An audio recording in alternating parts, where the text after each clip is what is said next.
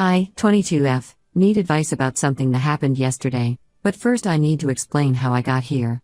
I met Blake, 22M, during my sophomore year at university through our mutual friend Vivian. Vivian and I had been best friends since high school, and she met Blake in one of her classes. She thought we would be perfect together because we were both studying business and had similar interests. At first, I wasn't interested in dating anyone. I had just gotten out of a messy relationship with my high school boyfriend who had cheated on me with one of my classmates. But Blake was persistent in a sweet way. He would bring me coffee during study sessions, help me with my assignments, and always made me laugh. After 3 months of friendship, I agreed to go on a date with him. The first year of our relationship was almost perfect. Blake was attentive, caring, and seemed to understand me better than anyone else. My parents loved him because he was polite, had good grades, and came from a good family. His parents welcomed me into their family right away. His mom even gave me a key to their house and insisted I come over for Sunday dinners. Blake was always honest about his past. His previous girlfriend of 3 years had cheated on him with his childhood best friend Tom. He caught them together at a party and it really messed him up. He told me this early in our relationship, explaining that he sometimes struggled with trust because of it. I completely understood because of my own experience with cheating, so I went out of my way to make him feel secure.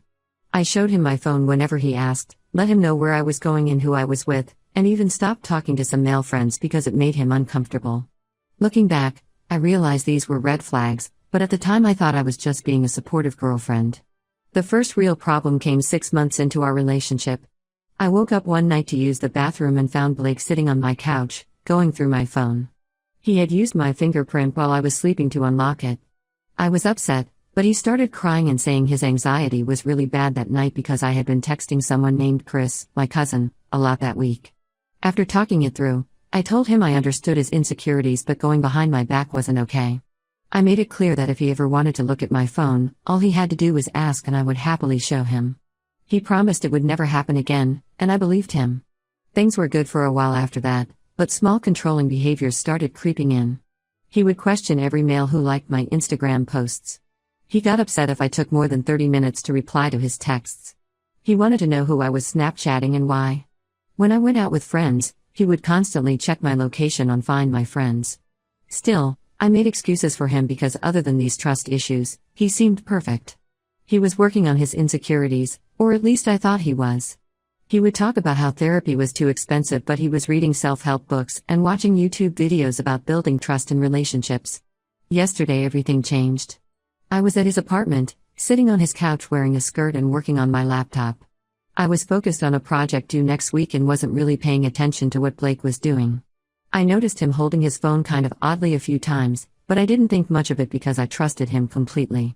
Something felt off though, so I asked if he was recording me. He said no immediately, but his voice had that slight shake it gets when he's lying. I let it go at the moment but asked again later when we were having dinner. Again, he denied it. That's when I asked to see his phone. He got really defensive, which was strange because I had seen his phone plenty of times before. After I kept insisting, he finally broke down. He admitted he had been taking pictures up my skirt without my consent. When I pressed further, getting more upset by the minute, he confessed this wasn't the first time. He had been doing it for months but usually deleted the pictures afterward because he felt guilty. The worst part was when he explained why he did it. He said he used them for personal pleasure when I wasn't around. He had dozens of pictures of me in vulnerable positions, changing clothes, getting out of the shower, sleeping. All taken without my knowledge or consent. I was completely devastated because we had explicitly talked about inappropriate photos before. Early in our relationship, he had asked if I would send him some revealing pictures. I told him I wasn't comfortable with that kind of thing because my ex had shared private pictures of his previous girlfriend with his friends. Blake had seemed to understand and respect that boundary completely. Now I find out he's been violating that boundary and my trust for months. We had a long talk where he broke down crying, saying he was ashamed and sorry. He blamed his insecurities again, saying he felt like he needed to have these pictures to feel close to me when we weren't together. He swore he had never shared them with anyone and that he always deleted them after a few days. He begged me not to leave him and promised he would never do anything like this again. I left his apartment and went straight to Vivian's place. She was furious when I told her what happened. She reminded me of all the red flags I'd ignored, the phone snooping, the constant location tracking, the jealousy over male friends, the controlling behavior about social media. She said this wasn't about insecurity anymore, it was about power and control. I've been staying at Vivian since yesterday. Blake has been calling and texting nonstop. His messages swing between desperate apologies and accusations that I'm overreacting. His parents called too, saying he's devastated and that everyone makes mistakes. They think I should give him another chance because he's really sorry and willing to work on his issues. My parents are divided on what I should do. My mom thinks I should work it out with Blake since he seems genuinely sorry and we've been together for 2 years. She keeps saying relationships take work and everyone makes mistakes. But my dad is furious. He wants me to press charges and says what Blake did was sexual assault. I keep thinking about all the times I was vulnerable around him, all the times I changed clothes or slept over, trusting him completely. Now I wonder how many times he violated that trust. How many pictures did he really take? Did he actually delete them all? How can I ever feel safe around him again? I haven't decided what I'm going to do yet. Part of me still loves him and wants to believe he can change, but another part is disgusted and feels violated. I'm considering pressing charges, but I'm scared of what that would mean for both of us. We have all the same friends, go to the same university, our families know each other. Am I overreacting by considering ending a 2-year relationship over this? Should I press charges? I feel lost and could really use some outside perspective. Update 1 first, I want to thank everyone who commented on my original post. Reading your responses helped me realize I wasn't overreacting and gave me the courage to do what needed to be done. A lot has happened in the past 2 weeks, and I need to share it. After staying at Vivian's for 5 days, I decided to end things with Blake. During those 5 days, he kept bombarding me with messages. He would switch between apologizing profusely and guilt-tripping me about abandoning him when he needed me most. He sent me long paragraphs about how he was going to change, how he would do anything to fix this, and how he couldn't live without me. His parents also kept calling. His mom even showed up at Vivian's apartment one morning with breakfast, trying to convince me that Blake was just going through a rough time. She said he hadn't been sleeping or eating since I left, and that as his girlfriend, I should be more understanding. Vivian told her to leave and threatened to call the police if she came back. I finally agreed to meet Blake at a coffee shop near campus to end things properly. Vivian sat at a nearby table just in case things got out of hand. When I told Blake it was over, his reaction confirmed I was making the right decision. He started crying at first, begging me to give him another chance. When he saw that wasn't working, he got angry. He said I was being cruel and heartless, that I was throwing away 2 years over one mistake. When I reminded him it wasn't one mistake but months of violations, he said I was exaggerating to make him look bad. After I left the coffee shop, things got worse. Blake started telling our friends a completely different version of what happened. According to him, I had known about the pictures all along.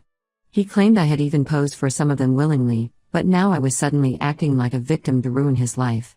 He said I was doing this because I had found someone else and needed an excuse to leave him. Some of our mutual friends actually believed him. People I had known for years started sending me messages calling me horrible names. They said I was destroying Blake's life over nothing, that I was making a big deal out of some harmless pictures. One girl even said all boyfriends take pictures of their girlfriends and I was being a prude. The real bombshell came 3 days ago when I got a message from Amy, Mark's girlfriend.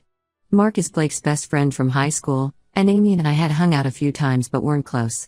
She asked if she could come over to Vivian's place because she needed to tell me something important in person. When Amy arrived, she was clearly upset. She showed me her phone, specifically some messages she had found on Mark's phone. Blake had been sharing the pictures he took of me with Mark. Not just 1 or 2 pictures, but dozens of them. They had been exchanging these types of pictures of their girlfriends and other girls for months. Amy was devastated because she found pictures of herself too. I felt sick to my stomach. Blake had sworn to me that he never shared the pictures with anyone. He said he deleted them right after taking them because he felt guilty. But here was proof that he had been lying. He and Mark had been treating this like some sort of sick game. I confronted Blake through text about sharing the pictures. His response showed his true colors. He said if I went to the police, he would tell everyone I had given him permission to take and share the pictures. He said he would make sure everyone knew what a liar I was. Then he threatened to send the pictures to my family and my internship supervisor if I tried to ruin his reputation. Vivian and Amy convinced me to document everything. We took screenshots of all the threats, saved all the messages where he admitted taking the pictures without consent, and backed up the evidence Amy found on Mark's phone. Yesterday, we went to the police station together to file reports. The female officer who took our statements was incredibly understanding. She said this kind of blackmail and revenge porn threat is sadly common, but they take it very seriously. She also mentioned that since Blake shared the pictures without consent, it violates several laws. When Blake's parents found out about the police report, they completely changed their attitude. Instead of begging me to forgive Blake, they're now saying I'm making everything up for attention. His mom called my mom and said I was mentally unstable and needed help.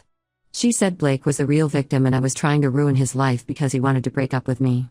Thankfully, my parents are now fully supporting me. Even my mom, who initially wanted me to work things out with him, is furious after hearing about him sharing the pictures and threatening me. My dad went to Blake's house to confront him, but thankfully Blake wasn't home. I really don't need this situation getting more complicated. The police are investigating both Blake and Mark. They've seized their phones and computers, and they're taking this very seriously. I've also spoken to a lawyer about getting a restraining order because Blake keeps making new social media accounts to contact me after I block him. He's also been getting his friends to message me, either to beg me to drop the charges or to harass me. This whole nightmare has shown me who my real friends are. Most of our mutual friends have chosen sides, either they believe I'm lying for attention, or they're horrified by Blake's behavior. Vivian has been incredible through all of this, letting me stay with her and supporting me every step of the way. Amy's willingness to come forward with what she found really helped strengthen the case against Blake and Mark. I'm still processing everything that's happened. I never imagined Blake could be this kind of person, capable of not only violating my trust but also threatening and trying to intimidate me.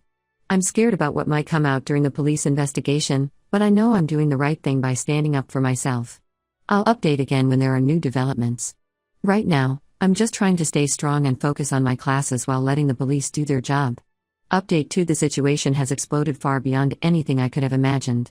The police investigation uncovered something much darker than just the pictures Blake took of me and Amy. They found a private Telegram group where Blake and Mark had been sharing inappropriate pictures of multiple women for years. Some were their ex-girlfriends, some were female friends who trusted them, and some were even girls they barely knew. When the police seized Blake's computer, they found folders organized by women's names. My folder had over 200 pictures taken without my knowledge over our entire relationship.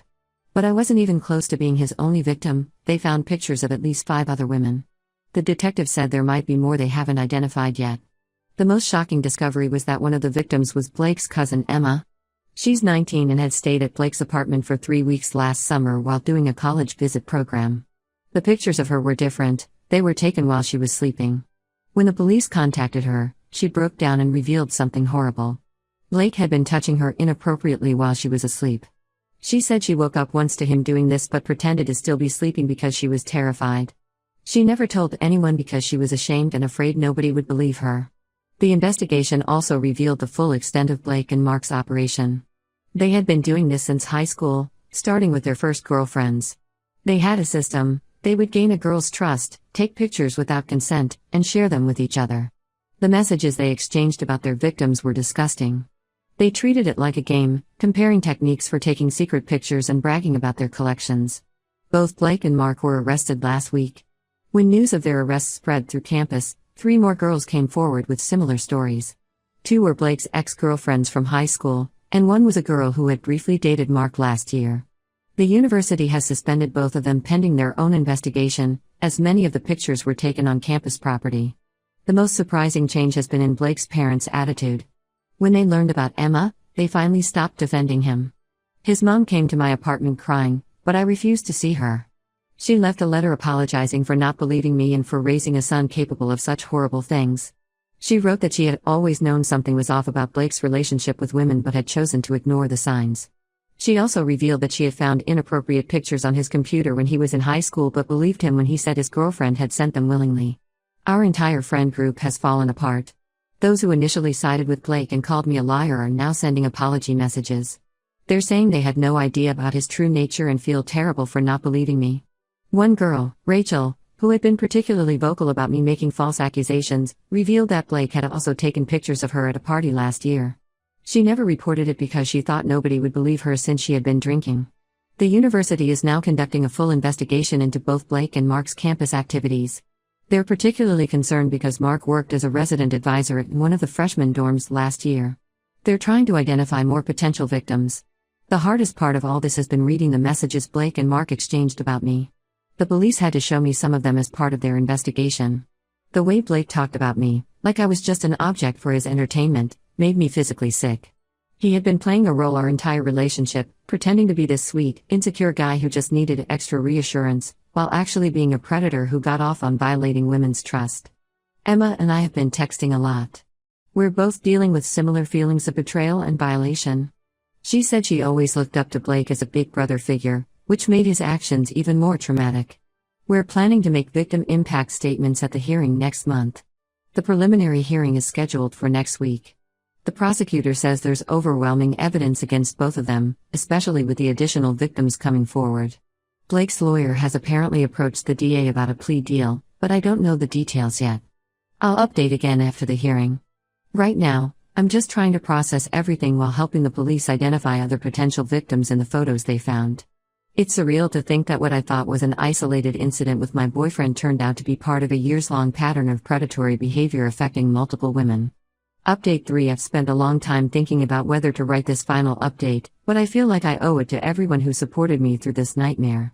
The legal proceedings are finally over, and I can share what happened.